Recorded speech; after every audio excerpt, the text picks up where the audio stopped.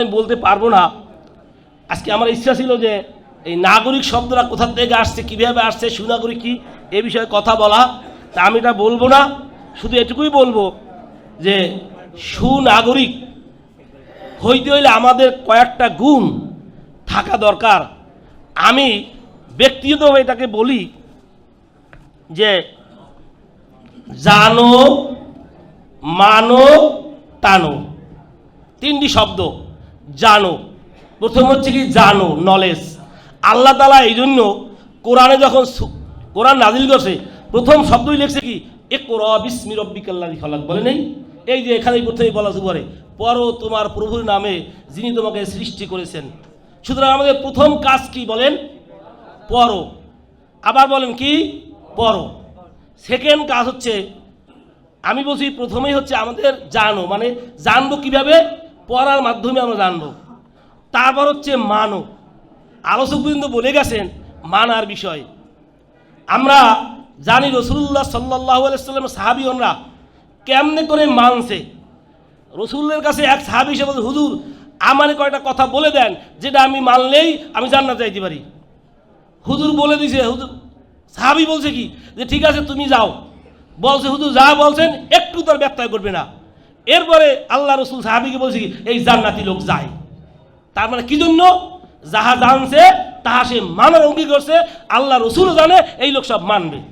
কি ঠিক কিনা বলেন? কিন্তু আসলে আমরা এইখানে সবাই বলি ঠিক। হুজুরে যখন ওয়াজ করে, বয়ান করে, সবাই কয় ঠিক। এক সময় কয় জান্নাতে যাবাকে ঠিক, জান্নাতে যাবো তোমরা, যাবো ঠিক। জাহান্নামে যাবাকে আমি যাব ঠিক। কিন্তু আসলে খেয়াল করি না কোনটা ঠিক আর কোনটা বেঠিক। আমরা এখান থেকে আজকে যে লোক আমরা এখানে হয়েছি, আমি মনে করি যে আমাদের এই সমাজটা পরিবর্তন করার জন্য সারা দুনিয়ার মানুষ দরকার নাই। আমি ছোট্ট একটা গল্প বলি। এক বাচ্চা, এক ছেলে তার বাবাকে বলছে, বাবা আমি লেখাপড়া শেষ করে আমি এই দুনিয়াটা চেঞ্জ করে ফেলবো। লেখাপড়া শেষ করে পাশ করেছে। পাশ করার পর বাবা বললো, বাবা কি করেছো তুমি এখন? বললো, বাবা দুনিয়া চেঞ্জ করা সম্ভব না, তো বাংলাদেশটা চেঞ্জ করি।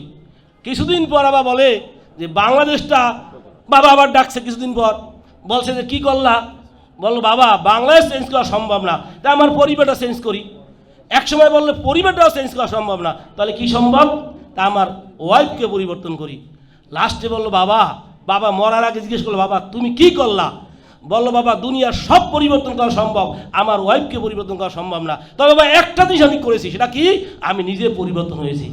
বাবা বললো, তোমার কাছ থেকে আমার এইটাই চাওয়া ছিল, তুমি নিজে পরিবর্তন হও, দুনিয়াটা পরিবর্তন হয়ে যাবে। সুতরাং আমি মনে করি যে আমরা যতটা বলি না কেন সবাই শুনি, শুধু শুনি, এত কথা শুনি, কয়টা মানি বিবেকের প্রশ্ন করেন। আমরা জাতি হিসাবে বাঙালির একটা ভাষা আছে, আমি ভাষার প্রতি শ্রদ্ধাশীল। যে ভাষার জন্য আমরা জীবন দিয়েছি, আমাদের পূর্বপুরুষরা জীবন দিয়েছে, তাই না? কিন্তু এই ভাষার একটা জিনিস আমার মাঝে মাঝে খটকা লাগে।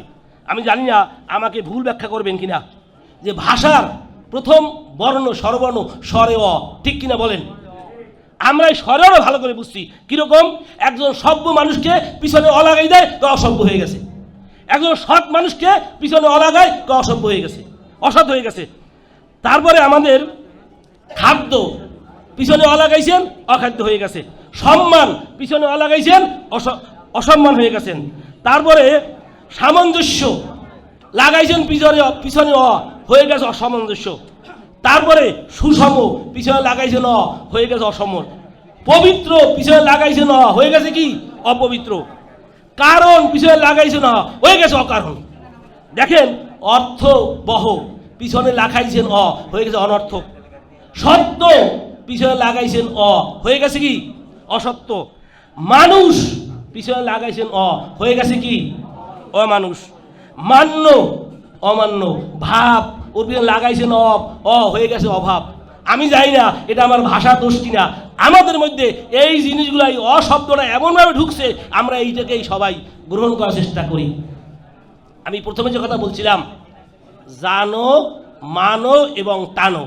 আমাদের সমস্যাটা কি? আমরা জানি এতটুকু, 5%, 2%, মানি না 0.5%ও, কিন্তু আমি যখন অন্যকে টানতে যাই তখন মনে করি সবাই যেন আমার কথা শোনে, সবাই আমারটা মানে। এটা তো ভাই হতে পারে না। আমি যদি জানি এবং সেটা যদি মানি, আমার পাশে যে থাকবে তাকে এমনি আমি টানতে পারবো। সে আমার, যদি আমার চুম্বক শক্তি থাকে, সেই চুম্বকটা কি? জ্ঞানের চুম্বক। আমার যদি জ্ঞান থাকে, আমার মধ্যে যদি মানি, আমি যদি আল্লাহ এবং আল্লাহ রসুলের সুন্নাত কোরআন হাদিস আমি মানি, তাহলে আমার আর টানতে বাধা হবে না, আমি আমার কাছে এমনি আসবে। কিন্তু আমি যখন দেখি, আমার ছাত্র যখন দেখে আমি ক্লাসে পড়াই একটা, এইটা করা যাবে না, ওইটা করা যাবে না, বাহিরে বের হইয়া আমি ওইটাই করি, আমার ছাত্র আমাকে মানবে, এটা আমি ভাবতেও পারি না। আমি বাসায় আমার সন্তানের কাছে, আমার স্ত্রীর সামনে আমি খারাপ কথা বলি, অমুক অমুক বলি, 2 নাম্বারই করি, আর আমার সন্তানকে বলি তুমি ভালো হয়ে যাও, তুমি অমুক হও তমুক হও। ভাই, আম গাছে তো কখনো জাম ধরবে না, আম গাছে আমি ধরবে। যদি আপনার সন্তান খারাপ হয়, আমার সন্তান খারাপ হয়, আমি বলবো আপনি এবং আমি দায়ী, সন্তানরা নয়। আজকে এখান থেকে আপনাদের কাছে একটা কথা দিন বলবো, আজকে আমরা একটা শপথ নিতে পারি না যে আমরা অন্য দুনিয়ার মানুষ যে যা করুক দেখা দরকার নাই, আমি আমাকে পরিবর্তন করব। জানা এবং মানা, এই 2টা শব্দ আপনারা মানতে পারবেন কিনা বলেন? ইনশাল্লাহ। সবাই জানা হাত লাগান, কার কার মানুষ ভাই প্লিজ। আল্লাহ তুমি সকলকে কবুল করো। আমরা যতটুকু জানি সেইটুকু যদি মানার চেষ্টা করি, ইনশাল্লাহ আমি পরিবর্তন হব, আমার সন্তান, আমার পরিবার, দেখা দিয়ে আশেপাশে যারা আছে সবাই পরিবর্তন হবে। আর এই পরিবর্তনের মাধ্যমেই গোটা দেশ পরিবর্তন হবে ইনশাল্লাহ। যাই হোক, আমাদের একটা কথা লাস্ট যেটা বলি, যেটা একটা কথা আছে, ইটের পরে ইট তাতে থাকে মানুষ নামের কীট। আমরা এই শহরে এত ইটের মধ্যে যেন কীট না হই। আল্লাহর এবং সুনাগরিক, যে আজকে যে শব্দটা আসছে, সুনাগরিক গর্ব মোরা, আল্লাহ রসুলের একেবারে ছেলেবেলার থেকে উভাব পর্যন্ত, শেষ জীবন পর্যন্ত যতগুলো কাজ করছে সবগুলো যদি পালন করে, তাহলেই একজন লোক সুনাগরিক হবে। ফামাইয়ামাল মিসকালা জাররাতিন খয়রান ইয়ারা ওমাইয়ামাল মিসকালা জাররাতিন শাররান ইয়ারা।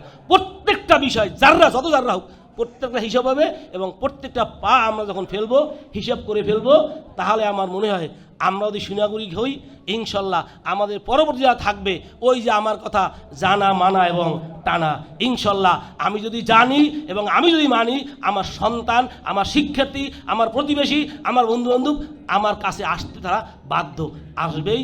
আমি যে কথাটা এখন বলবো, আমি মাঝে মাঝে একটু বিরক্ত হই, দেখি যে অনেক অনেক বড় বড় নেতা 2 দিন আগে যে কথা বলছে, ঠিক আজকে তার উল্টোটা বলে, মানুষ হাসে। আমি বলি, তুমি চাও ভাই তোমার কাছে মানুষ আসবে? এত পাগল তো মানুষ নয়। যাই হোক, আপনারা ধৈর্য ধারণ করে আমার এই কথা শুনছেন, এই জন্য ধন্যবাদ জানাচ্ছি। আর আমি বাসির ভাইয়ের দীর্ঘায়ু কামনা করছি। উনি যে উদ্যোগ নিয়েছে, এই উদ্যোগ আল্লাহ কবুল করুন। আমরা সবাই, আমি ওনাকে প্রতিশ্রুতি দিচ্ছি, ইনশাল্লাহ আমি ওনার সাথে থাকবো, আপনারা থাকবেন ইনশাল্লাহ। Thank you everybody. আসসালামু আলাইকুম রহমতুল্লাহ।